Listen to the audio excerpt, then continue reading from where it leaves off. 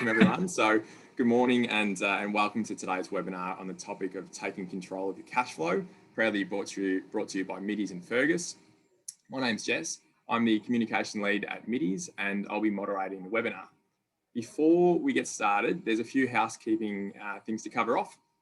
Your lines have been muted to avoid any background noise.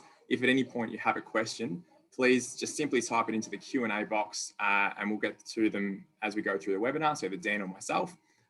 If you have the same question as someone else, feel free to upvote the question and we'll make it a priority to get to it. I'm very pleased now to welcome our guest speaker, Dan Pollard. Just on the next slide. Yep. So, plumber turned tech entrepreneur, Dan founded Fergus in 2012. Having done the hard yards as a plumber for over 20 years, Dan was determined to come up with an easier way to manage the end-to-end operations of his trade business. Dan has a passion for helping tradies realise their own true potential and is a wealth of knowledge when it comes to what it takes to run a successful trades business. Without further delay, I'd like to now pass over to Dan to commence his presentation. Thank you, Jess. That's very professional of you as always. Jess is very professional on camera. Off camera, not so, but on camera, he's very good. For those of you who don't, there's a bit more to my background than that I talk about, which is I started when I was 22 working for myself, and very quickly I had a couple of guys, but by 25 I kind of crashed and burned that business from not paying taxes. I was one of those people who didn't pay taxes and got into tax trouble, and so I had to close that business down and take a breather, and I started again at about 26 and had a couple of guys again, and I had to close that one just from the stress levels again of trying to run a trade business. So my first two businesses didn't go well, and then so I started again when I was about 30, and that one got to 25 staff in about 8 years with 2 branches, and I had done the software company. So between sort of 28 and 29, I read a lot of books, got the hang of business, and the last 2 businesses I built have had, by any measure, are quite successful. Fergus has 70 staff now. We've got about 45 in Auckland, 10, 12, 15 in Australia, and a couple in the UK. So, I went from not knowing business at all to actually knowing how to grow businesses. So what I'm talking about is actually from a position of both sides of the coin. So there is quite a bit to get through today. And so the session is, on these 3 topics, but like all things, there's a bit to unpack on each topic. Now, there is a lot I'm going to cover off. This will be sent out to you at the end, so you don't have to take notes. The presentation and also there's a spreadsheet which will be sent to you if you're interested.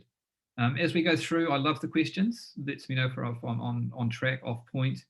Yeah, so I do love questions and feedback. And I can always stay on at the end and talk to anyone personally as well. Happy to do that. And we always have the feedback on the webinar for new topics or ways to improve it. So please do send them through. But without further ado, we will start. So the point of Middies hosting this is to really, really try and add the value into your businesses, because we all understand if you don't have like cash flow and profit, you don't have nothing. It's from that foundation that everything in your business grows. And health and safety is important, culture is important, brand's important, marketing is important. All of that is important, but all of there's no point doing any of that unless you've worked out how to get cash flow into your business. So there's 2 things, cash flow and profit. They go together, and that is the foundation that every business needs, that everything else is built upon. So that's why we're starting at this foundation. Right. So this big topic is understanding your cash flow. Like, what does this mean? So obviously, it's how much cash can you get to flow into your business. And so where do we start with trying to unpick this? And there's 3 things you have to look at in a business. And these numbers are normally in your accounting platform, normally in Xero. So they're in a report, and there's these 3 numbers that you need to look at. 3 numbers on a report, and it's these things. And it's how you can tell what's going on in a business really, really well. So the 3 numbers, this will be sent to you, but do take notes. So the 3 things you need to track are days to invoice. So how long does it take your company from when a job is complete to send the invoice? Actually, that one's more so in Fergus. but that's an important metric. So days to invoice, I think there's actually a slide actually, here we go. Days to get paid and days to pay. So those are the three numbers that will tell me exactly what's going on inside your business at where the trouble is at. So if you think about it, so your cash flow, the single biggest thing that triggers the cash flow cycle is when you send the invoice.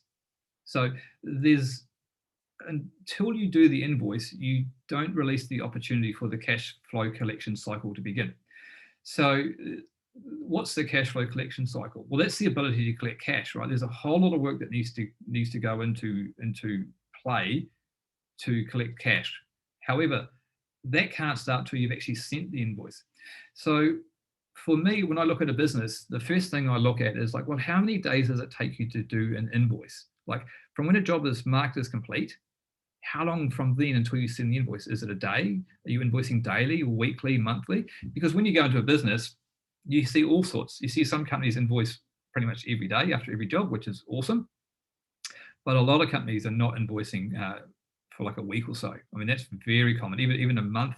I mean, I know I was used to be guilty of not invoicing some jobs for a month. So therefore, days to invoice is going to show me your operational cadence in the firm, right? Because it's very important to understand. Now, the days to get paid that's a really important metric. So what we're talking about here is if a customer is happy, then they will normally pay promptly. So as I've written, how well does the customer understand and is agreeable with the value for work? And so it's a really important little statement there, because the value proposition is a blend of time, cost, quality. So what you delivered to the customer, did they see and experience the value and agree with that? Because if they understand that and agree with that, then they will pay you. So if your days to get paid are 68 days on average, so nearly 2 months, 3 months, which is also common, that's letting you know that your value proposition to the customer is actually not that great. So most customers end up paying because they don't complain, but that promptness of payment is letting you know that somewhere in that value proposition, they're not happy. And so where you want to get to is on average, your invoices are paid in under 30 days. Now, days to pay, what that typically shows me is how profitable you are. So what that's sort of saying is that's assuming that you've got a cash flow of better than 30 days. So if you do, I'm expecting you to be able to pay your bills in 30 days. So let's say your average cash flow is 30 days, but your average time to pay is 45 days. What that's telling me is that your business is not very profitable because you don't have enough spare cash. So what you should look at is there should always be a pretty much a 1-to-1 ratio. So if it's taking you 70 days to get paid, I'd expect it would take you 70 days to pay your bills on average, right? So if I was to look at your business and it was 70 days to pay, but you could pay in 50, that tells me you're extremely profitable, probably overcharging customers in many ways. But that would be a great place to be. But that would be very odd. Typically what I see is companies are getting paid in about 50 to 60 days, but they can't pay for 60 to 70 days. So there's that lag there. There's not enough profit. And so then that then tells me I would dig into what's going on in the profitability of a business. So let's come back to days to invoice as the starter, which is, for those who've been in business for a while, you've almost got that unwritten rule of payments. The longer you take to invoice, the longer they take to pay. So if you invoice overnight, they generally tend to pay overnight. If you take a month to invoice, then you can wait a month to invoice. And so what I talk about is, I call it able to invoice every day, right? So it doesn't mean you can invoice every day because some jobs are too big and you can't.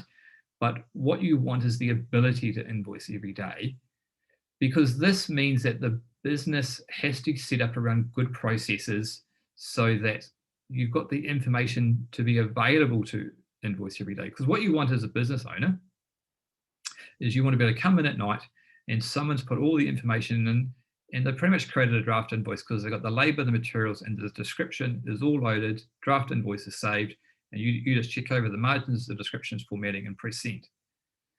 And so we had a metric in our business that we could do one invoice every 3 minutes on average, right? So, because I would check it all, my right-hand man would check the invoices. So he could process 20 invoices an hour, right? 3 minutes invoice. But there was a lot of work went in behind the scenes to allow that to happen. I call it you don't want to have horses doing donkey work.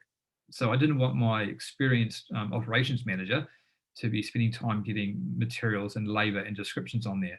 I would pay an office person to make sure that data is on there. So when he comes in, he bangs out the invoices.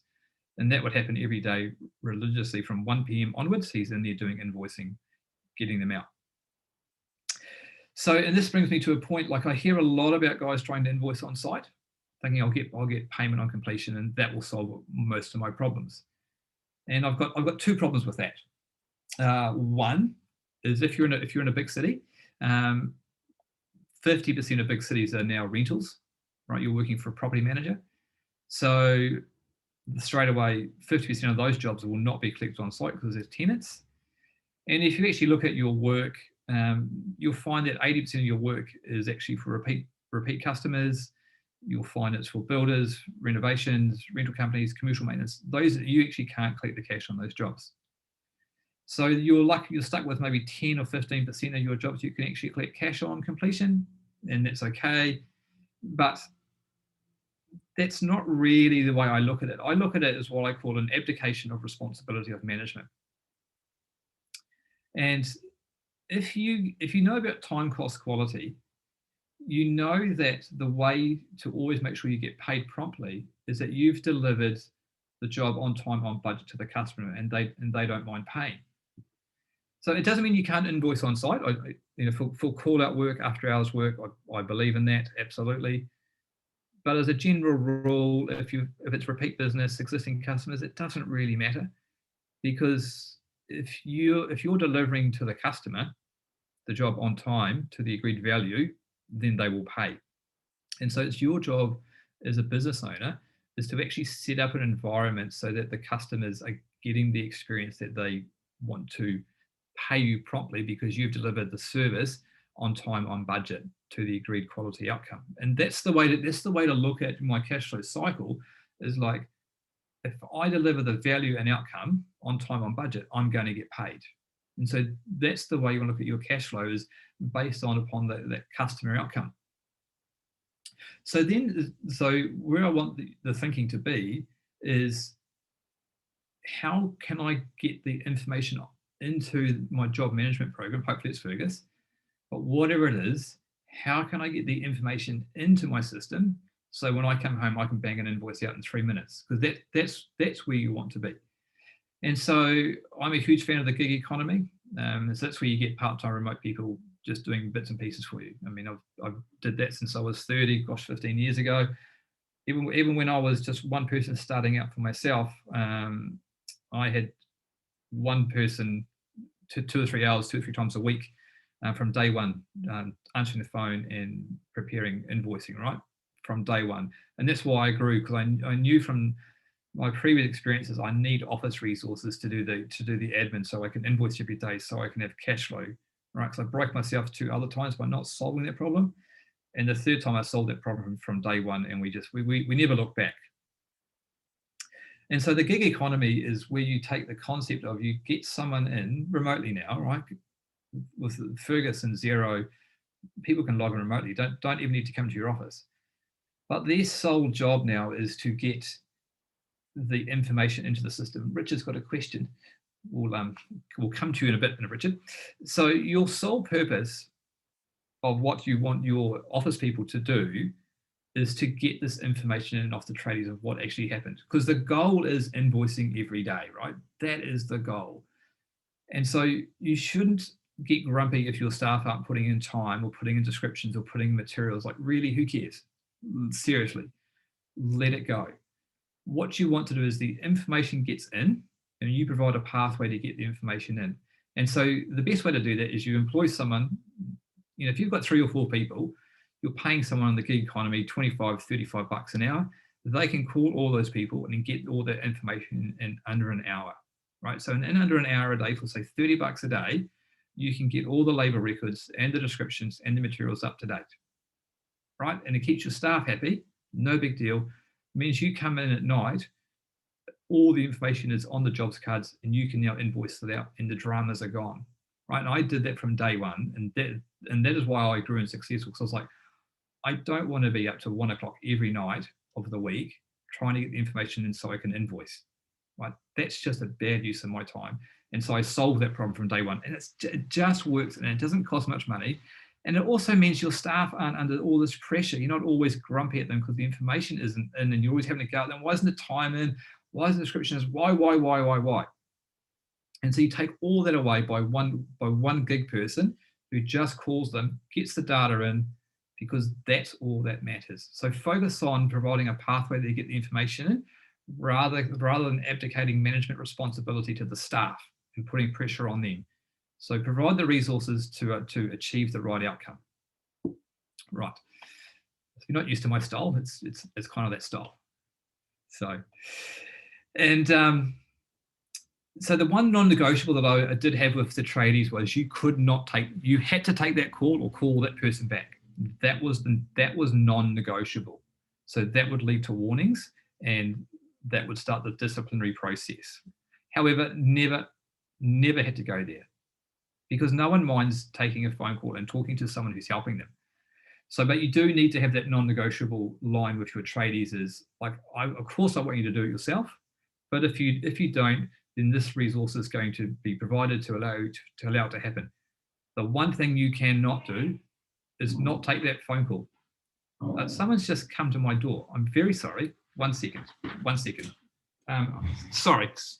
I'm sorry. I'm on a call. I can't come. Oh, sorry. Just bear with us. I'm so sorry. I'm so sorry. It's unprofessional. My sister came unannounced. So sorry. So that's the non-negotiable rule that you have to have with your staff is how we achieve the outcome is flexible, but the outcome is not up for negotiation.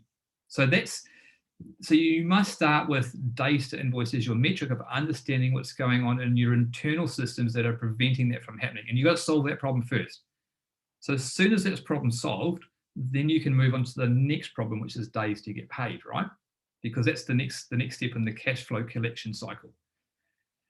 So when you're breaking this bit down, you've got to break it into the elements of the value proposition of why you're not getting paid on time. And so if you think about it, you want to get this admin person, another gig person, calling the customer either after the job is completed, before you send the invoice, or just after the invoice is sent to make sure they're happy, right? You want to call them and find out, were we on time? Were we friendly? Did you get the outcome you were expecting? Because what you want to do is you want to put the right pressure in the business to improve its systems. Because in many ways, if you think about it, if you're putting the customer under pressure to pay you on completion, they may pay you because they don't want the conflict and get rid of you, right? But I can tell you, we had probably 3 million turnover. I think our bad debts were 0.2%, virtually nothing. Because my whole business was set up around achieving the outcome for the customer of on time, on budget to the agreed outcome, we didn't have bad debts, because people will always pay you, except 0.2% won't, if you achieve that agreed outcome. So therefore, if you're shortcutting that process by putting pressure of the customer to pay you on completion, you're not often getting the right feedback around what is it like to interact with your business. Because what you want to be gauging as a business owner is, if I'm delivering a good experience, people are going to pay me. So if they're not paying me, what part of the service am I delivering is not meeting their needs, which is preventing them from paying me, right? So on a one-off customer, get payment completion, because you don't know if they're dodgy, right? But for a repeat customer, they want to use you again. They want to pay you again. So if they're not paying you, what part of your offering is not working for them? Do you not answer the phones, right? Does that drive them crazy? Or were you too expensive? Or were you a bit rough? What part of the value proposition did you let that customer down on so they don't want to pay you on time? So what happens is they don't pay you, finally you call, and finally you find out. And so don't put yourself in that position, right? That's just crazy. So what you do is you employ a gig economy person, and every day or twice a week, whatever, they call up all of the charge up invoices sent to customers to check if the customer achieved the outcome they were after. And if they didn't, then you go back and fix it, adjust your systems, talk to your staff, and you try and work out what part of your value proposition is not delivering the outcome to the customer where they want to pay you on time. And that is the way to think about your business, right? If you want to grow and grow and grow and grow and have cash flow, you have to solve that problem rather than thinking, I always get cash on completion, bugger what it is, I want that money in the door. It's like, no. Think about it much more holistically around, okay, what is it like to experience my company? What are people actually interacting with me, and what is that like? And so that's the bit you want to uncover. And by having something calling the customer consistently every couple of days, after they've got the invoice to check on that, you start getting the feedback of like, oh, the complaints are we're late, we're rough, we're expensive, hard to get hold of us. And you go, gosh, I need to address all of those problems in my business. And so that's how you want to look at that. I know I'm going fast, but I've got a lot to get through, and I want to leave some question time at the end. Right, I think days to pay, this is the obvious one. I think hopefully this is, I talked about it, self-explanatory. If you've got cash flow but can't pay your bills, it means you're not profitable. And so then that would then hopefully, that's self-explanatory for you, right? If you're not profitable, that means you've got money leaking out of your business. So I've done lots of talking on levers in a business, but if you don't know, if you're not profitable, then the money is leaking out of your business in only three ways. One, labor. You're inefficient at charging your labor. So the first thing I'd be looking at would be my employee efficiency and utilization. So what those two words mean is for every 100 hours worked, how many hours are we actually billing to the customer, right? And also of those hours billed, how effective were they? So effective and recovery, interchangeable words. So let's say of the 100 hours worked, I've got 90 hours of those were allocated to the job. But of those 90 hours, how much of that time was actually productive? How much of that time, even though they were allocated to a job, how much time was that spent working versus time spent collecting materials, traveling to site, or just general inefficient downtime? So those are the core metrics that you want to start looking at around profitability on labor. The next big lever is obviously materials, like what's your gross margin on materials? So how much materials are you buying? Are you actually recovering in charges to the customer? So the classic one is when you quoted work, you buy too many materials and it kind of goes missing and doesn't get charged. So therefore, I'd be looking into the leakage around your materials and your labor. And obviously the third big one then is overheads, just making sure you haven't got an unconstrained overhead commitment per month that's just draining all of your cash flow out of your business. So the days to pay, a lot easier to understand and easy to fix. Days to get paid takes a bit of analysis because you need to talk to the customer and find out what's going on. Days to invoice also quite self-explanatory, right? Looking at a dashboard to see just how much cash is stuck in your business and then what needs to be done to unlock that. Right, that was a big topic, wasn't it? Right, I will move on to the next page. Right, now everyone take a breather, because if you thought that was intense, this is going to get a little bit more intense. Now, monthly expenses, what does this mean? So I'm not sure if any of you have heard of a cash flow analysis before or a cash flow spreadsheet, but what it is this will be sent to you, this model, right? So at least at Fergus will send it all to everyone who's here. So what I've built is a model for you guys to be able to predict what your income and expenses will be over the next 12 months. And so why is this helpful? Well, hopefully what I want you to see is if you can predict your cash flow, income and expenses over the next 12 months, it should hopefully ease your emotional burdens of the pressure of not knowing what's coming up, of not knowing where I should be. And so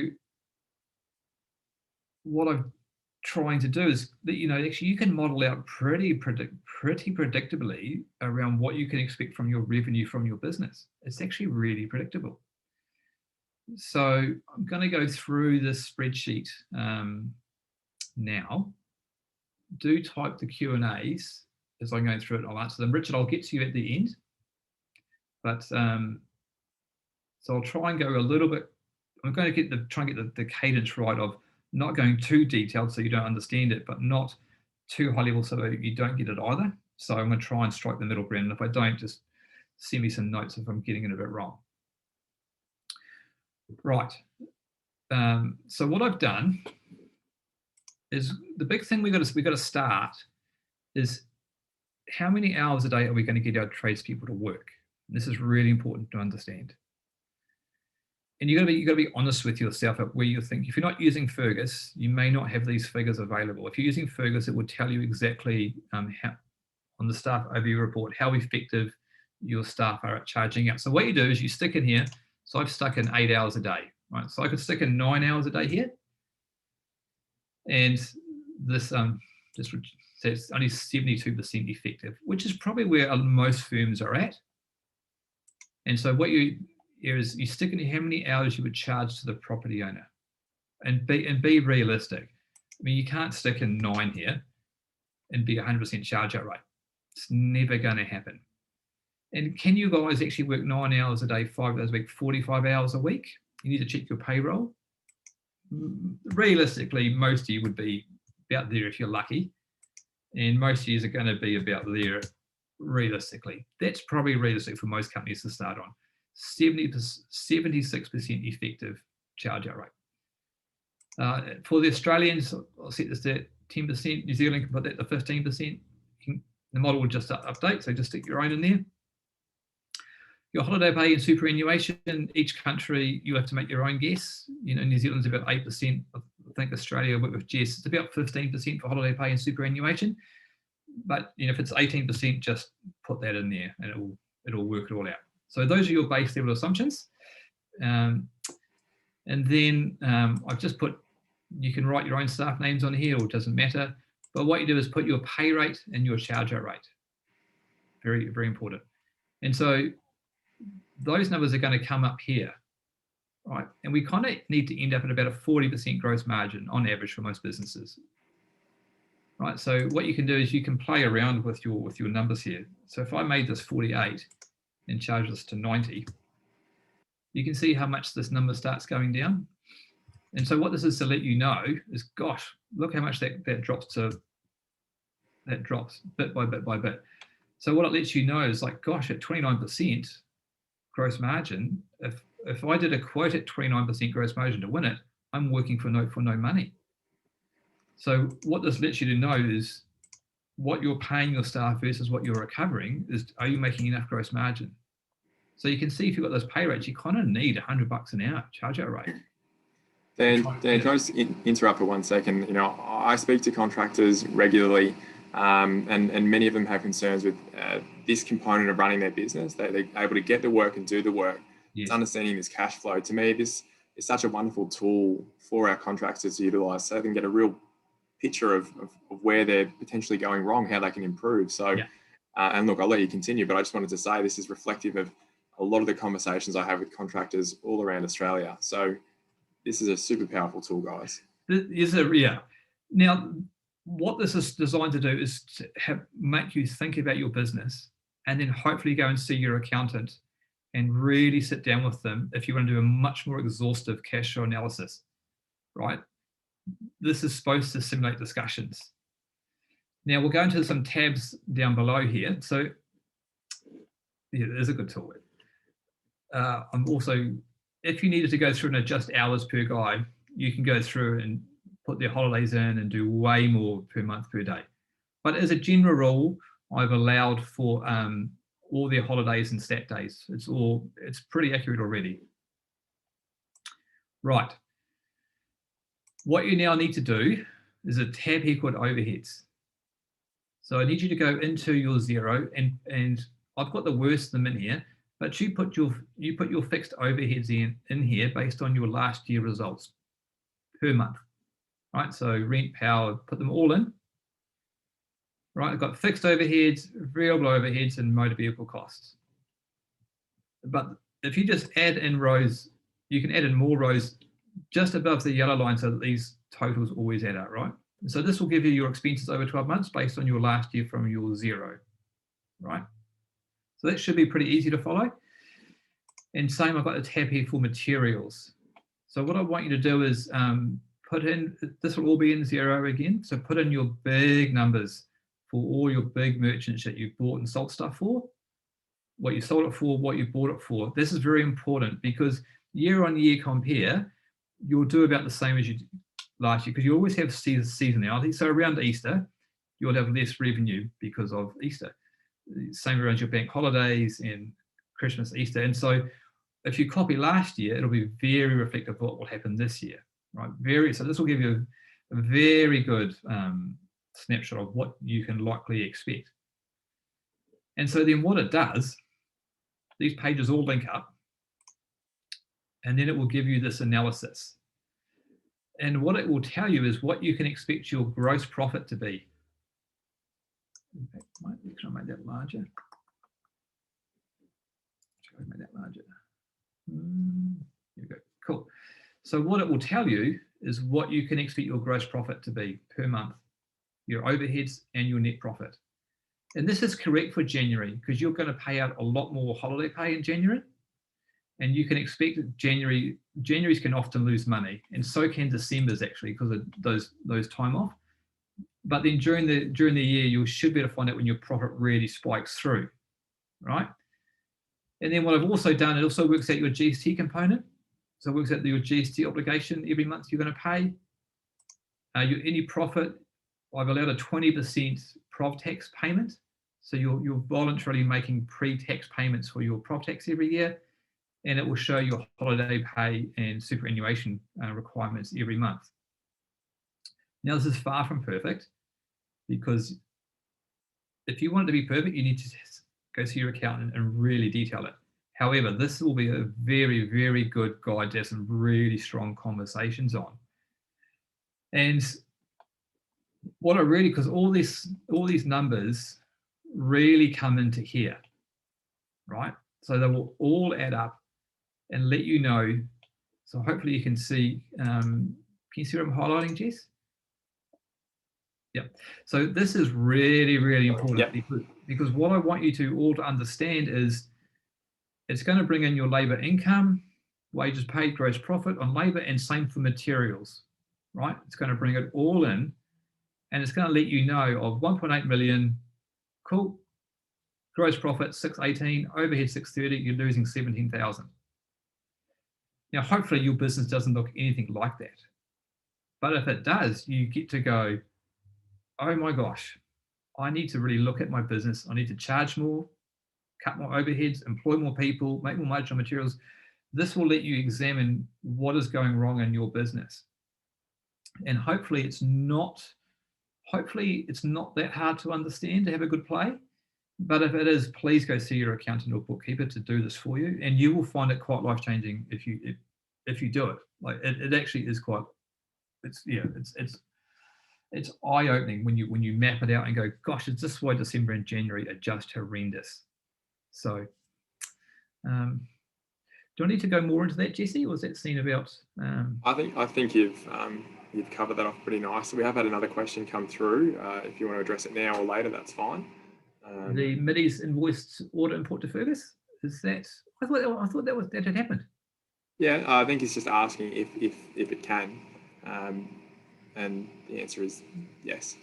Yes, it is yes, right? We've done it. Yeah. Yes. Yeah. So yeah, I just wasn't sure if you wanted to answer that or you wanted me to, but to Richard who asked the question, yes, we can, and we can send some information on how that happens once we send out this video as well. I'm more than happy to get in contact. I think, Jess, as I've gotten older, I mean, I know I'm probably 32 today, maybe, maybe.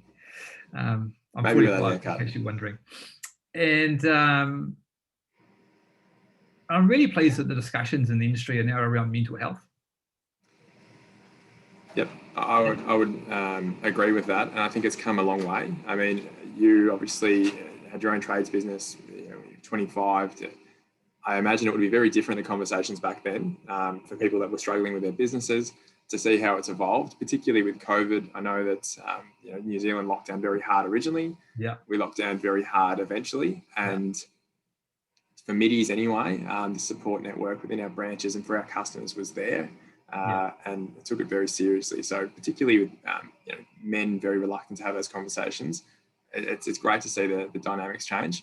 I was brought up on this suck it up buttercup philosophy, and I'd like to say that's absolute nonsense. That's rubbish.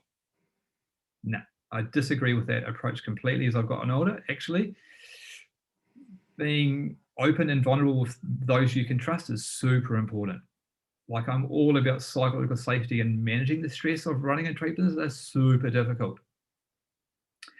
But what I know for a fact that eases, the single greatest thing you can do to ease your burdens is actually know your numbers.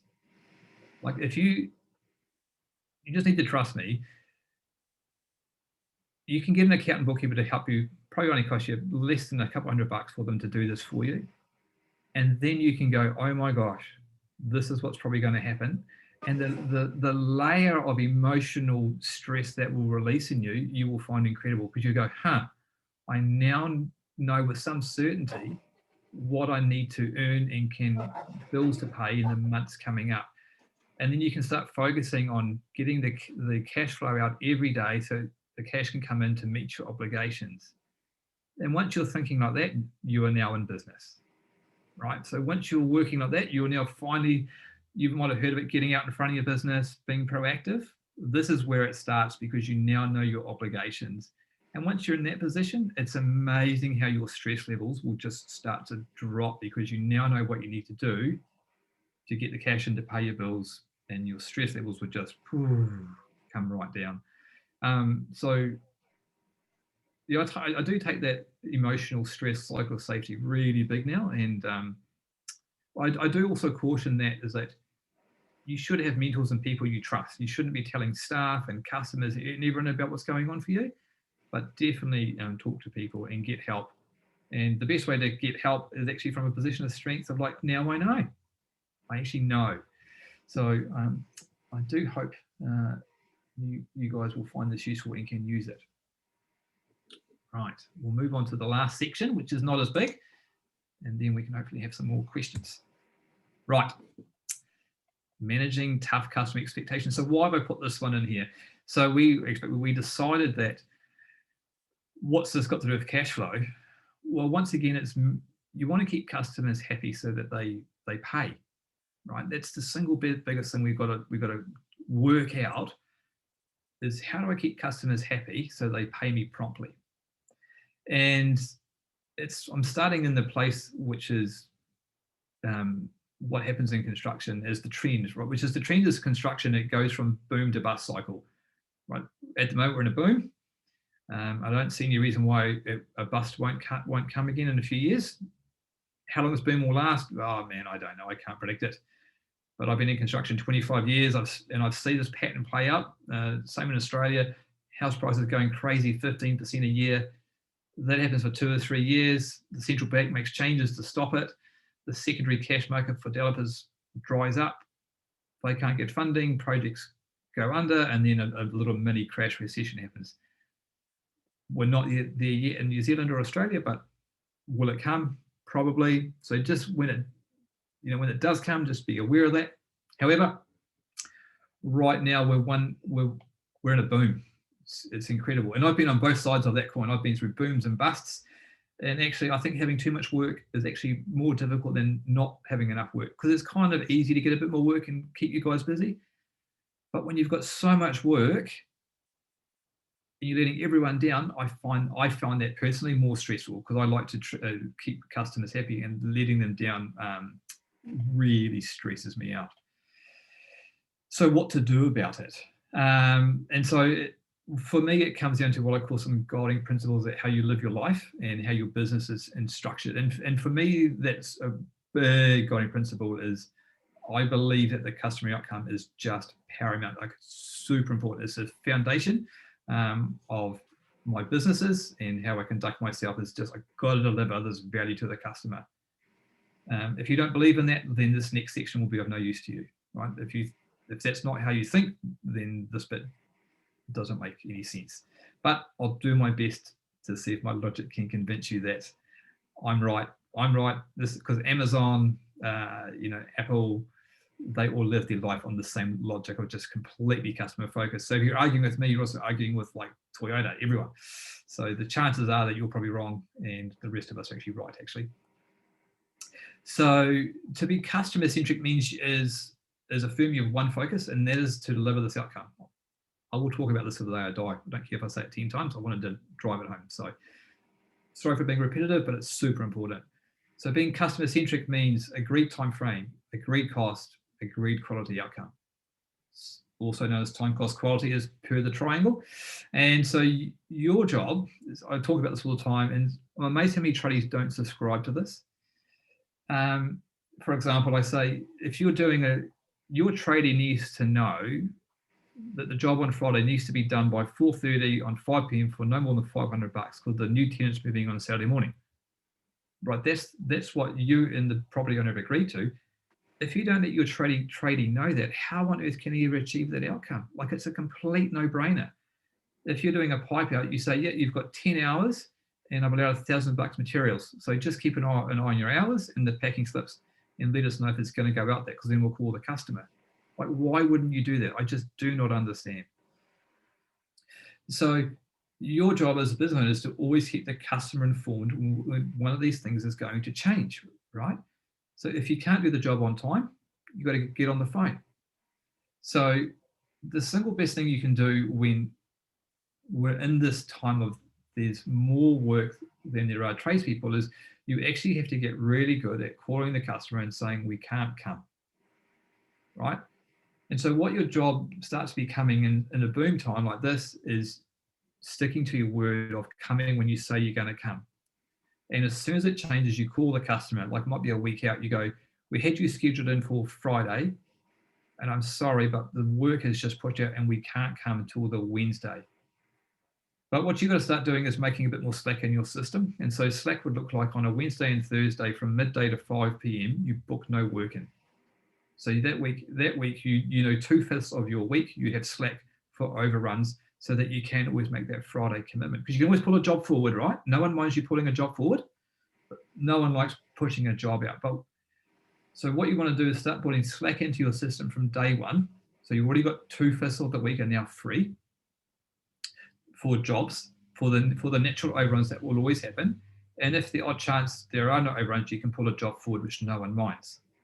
However, the one thing that is not negotiable is that you don't call the customer and let them know, right? There's nothing worse than a customer gets a call Thursday night or Friday morning that you can't come because they're like, brrr, you know, I've taken time off work, I've lined other tradies up, da, da, da, da, da.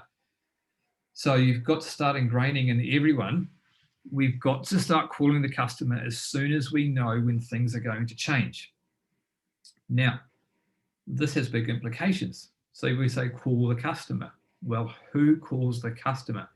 And so once again, this is what I call management by abdication that I see is one of the biggest problems in most construction firms that I see.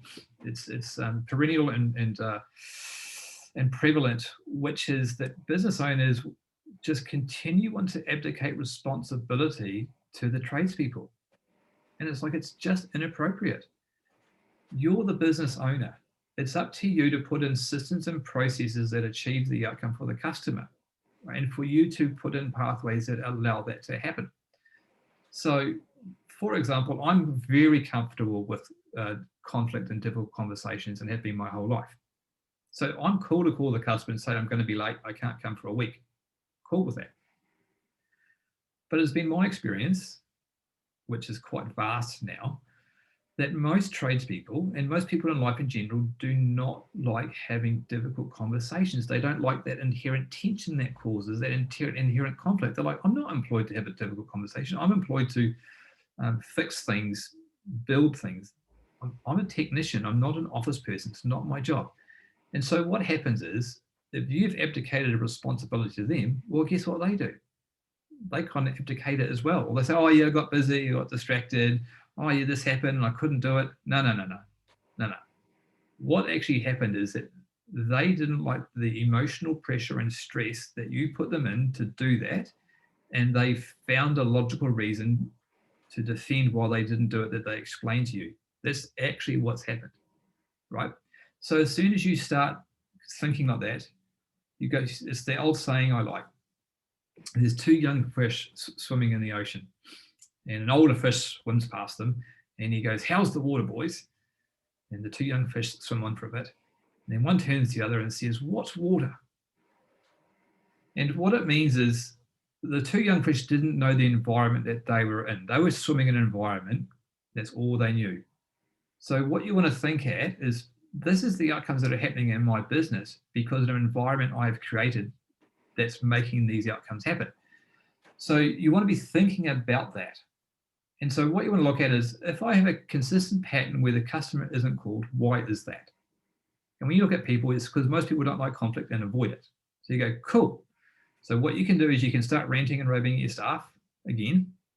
That's never going to work long term. You'll just burn out, they'll burn out. You get high staff attrition and low staff morale. That's what happens. So what you want to do is, okay, cool. The outcome is that the customer is communicated with, right? So as the business owner, your job is to set the outcome. So the outcome is the customer is always communicated with. Now, what's up for negotiation is how is that achieved? And this is what you work with your team and staff on, is providing these pathways. So the pathways will look like this. You can text the customer. I'd prefer it if you call the customer, ideally. However, you can text the customer. Or you can call the office person and they can call the customer. Or you can call me, right?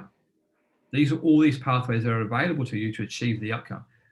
The only thing that's not non-negotiable is achieving the outcome. How we get there is flexible though. So in these boom times, the ways to manage these tough customer expectations is, the first step is creating slack in the system. So every week you're not solidly booking the system, right? So that then means some customer really wants you to come on Wednesday. You're like, no, we can't come till Thursday, Friday, or Monday. You just start saying, no, I can't come. Because you've got the slack, you've now got room for some wiggle room. So you will probably make that Thursday appointment. And if it goes well, you can say, yep, I'll come on the Wednesday, right? But you don't start booking those Wednesday, Thursday slots till the Monday, Tuesday, right? So you always know there's some slack. The second big one is, as soon as you know there's a change, everyone in your team knows that the customer has to be communicated with, right? And so you're just always communicating as soon as possible to the customer when there's a change. And on the morning is really not acceptable, right? That's really one way to make someone unhappy. And guess what? When they're unhappy, they will wait for you because they know there's no choice, because you've kind of snookered them that they have to wait, right? But guess what? Then they don't want to pay you because the experience of interacting with you is frustrating. And that's when you don't get paid. Gosh, that was a lot of talking for 49 minutes, Jesse. But Jess? Not bad. I think it was very very informative, and your direct style. Some people, really need to hear, I guess, what the environment is that they're working in and how to overcome some of these issues. So, always great for me to hear this as well. Yeah, so my style is very direct. I do business mentoring and coaching for a living. In fact, I fired a customer this week because I'll tell you why, because I go on about, it's always about the customer outcome. And this particular client is still stuck on, I want the business to be like this. I want it to be this way. I'm like, I'm sorry. I was very blunt. I said, I'm sick of hearing that from you, right? I know you want it this way, but it's not reality. The reality is, what does the business need? And what does the business need to deliver an outcome to the customer? And I said, I'm not prepared to work with you anymore, right? Because it's literally that, it is that tough. If that's still your dynamic, you're going to continue to struggle in business for a very long time until you shift your paradigm. If you want to grow a big business, where you've got lots of staff, you're only working 1 to 2 hours a day, you need to build that system where, man, we're just so focused on delivering this outcome to the time, cost, quality. And I've also, as I say to the customer, to everyone I coach, the customer's not always right. And some customers we don't want to work for, right? However, the customer always deserves respect, right? And so I think it's completely valid to not work for certain customers, right? If you turn up to someone and they're already aggressive, they're domineering, they're already just irritable, mate, you're better off not working for that customer. But you should do it in a respectful way. It's like, I'm sorry, we're really busy. You know, I don't think we'd be a good fit for you. You know, we're just a bit busy. Thanks for the opportunity, but I will decline it at this time. So you do it in a respectful way. And I would encourage you to also tell your staff, if they turn up and someone's like already angry and grumpy, and you haven't done the work, like walk away. Because when you send the bill, that type of person will self-justify why they don't want to pay your invoice. So you want to encourage that behavior where you want to walk away from people that are not respectful from day one, right? But you need to act with respect and integrity, because that customer outcome is, hey, we treat everyone with respect here, but we expect you to treat us with respect as well. Right. I'll get to Richard's questions, and then you guys should get busy answering questions, because we've got 9 minutes, and I like to run the time. So, okay, Richard's asked a really good question, which is, how do you help the admin staff with a non-technical background to get better at creating invoices with the right description and maybe even identify missing materials? We find it takes a long time to check and send invoices even once they're ready to check. Now, that is a really solid question. And unfortunately, Richard, that's one of those multi-dimensional questions that you can't give a one-size-fits answer to all those things. So how did we get it down to 3 minutes per day, 3 minutes per invoice on average then? So let's break that down. I think there's really two types of invoices. One is the big progress claim on a reno or a big building site, right? That really has to be done with someone with skilled internal knowledge. That's just, you're never going to bypass that. However, how do you get a maintenance job down to 3 minutes, right? And so if you take this, I don't want horses doing donkey work approach. So I don't want my skilled operational ex-tradies spending 10, 15, 20 minutes on an invoice. So where I invested my time was on an office resource, calling the tradesman to get an accurate description of the work done. So that was put down. They then make sure the labor is correct, and they make sure the materials are correct. So those are the processes going through. We don't have the time to talk about material management, of how to ensure you get the right material. I've done videos on it before. I think they're on the Trade Hub, of how to manage material so that this problem goes away. But it's a solved problem. I talk a lot about it because it's super critical. Once you get the workflow, you're like, oh my gosh, it's actually possible to make sure everything that they buy is charged. It takes about 15 minutes to explain, so I can't do it here. If there's a lot of feedback for that, we can do another webinar on it, Jess, or they can find it somewhere on the Trade Hub, or maybe at least sort it out. So Richard, so the answer to your question is multi-part. One part is you do want to have an office resource, and you set a target of 3 minutes per invoice, right? So that then gives the company a really good goal to start working towards as a metric. It's like, okay, what information needs to be on this invoice so that the guy who's sending it is only spending 3 minutes per invoice, barring the big claims, right? So cool. So that now means you've got to talk to the office resource around the information they need to gather off the tradesperson to allow that to happen. And so that means you're upskilling both your tradespeople and your office people to get the right information on the job so that it's super fast for your person actually approving invoices to send it out. And so that will take you some time to nut it out. But once you've got it nutted out, then it will be quite simple to achieve that outcome. So I hope that doesn't seem glib, but Richard, that's how we solve that problem. Is that somewhere there's got to be resources applied to allow it to happen. And I always found it great to find office people because they're a cheap resource and they've got the time to do that, to get it in. It's the right question to ask, because the question to ask is, how can I get the information in so I can invoice every day really fast? So that's the big paradigm we always want to be focusing from.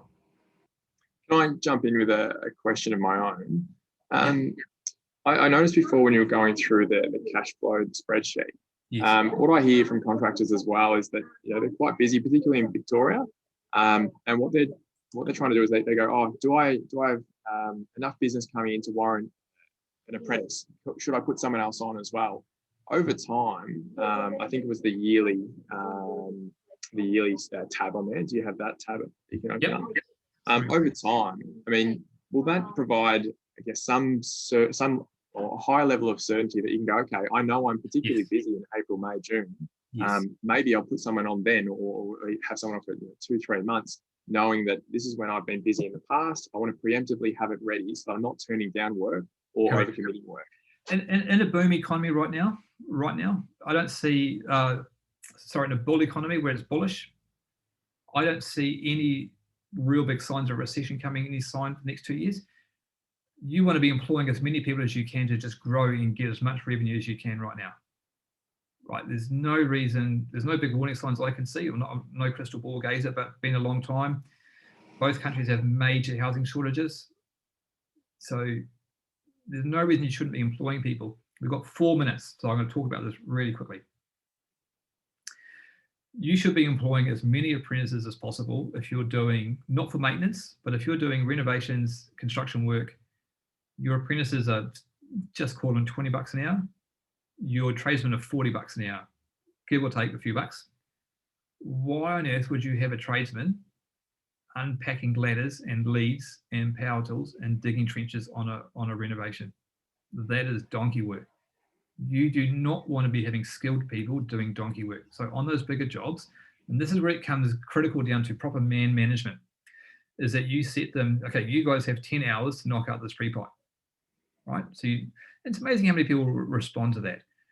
Because why would you pay $40 for someone to dig a hole when you can pay an apprentice $20? Why would you want a tradesman walking backwards and forwards to the van on a big site to get some materials? It's crazy. You want your tradesman doing the high value work of installing pipe and cable. You want him hanging it, fitting off switchboards, fitting off power points, not walking backwards and forwards lugging materials. It's just crazy.